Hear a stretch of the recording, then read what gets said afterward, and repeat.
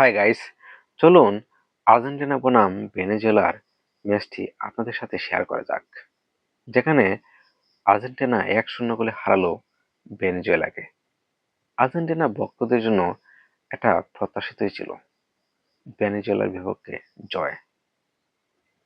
তার চেয়েও বড় আলোচনার বিষয় ছিল আর্জেন্টিনার অদ্ভুত 4-2-2-2 ফরমেশন, যেখানে প্রথাগত কোনো লেফট কিংবা রাইট উইঙ্গার ছিল না। ডানে নিকোলাস, বাঁয়ে লো সেলসো। তাদের ন্যাচারাল পজিশনে না খেললেও স্কলোনিকে তারা হতাশ করেনি। ম্যাচের 11 মিনিটেই লো সেলসোর গোলে লিড নেয় আর্জেন্টিনা, আর এই একমাত্র গোলেই এই ফ্রেন্ডলি ম্যাচের জয় নিশ্চিত হয় আর্জেন্টিনার। স্কলোনির মেসিবিহীন আর্জেন্টিনার এটা ছিল একটা অ্যাসাইনমেন্ট এবং নতুনদের বাজিয়ে দেখার একটা বড় সুযোগ, যেখানে সে শতভাগ সফল।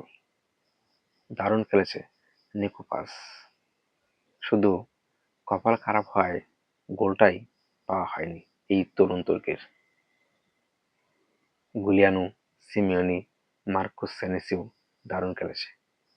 2026 বিশ্বকাপে জায়গা পেতে ক্লাব পর্যায়ে দারুণ খেলছে আর্জেন্টিনার তরুণ তুর্কিরা, বিশেষ করে Matias Soule, Giuliano Simeone, Nico Paz, Mastantuono এবং থিয়াগো আলমাদারা।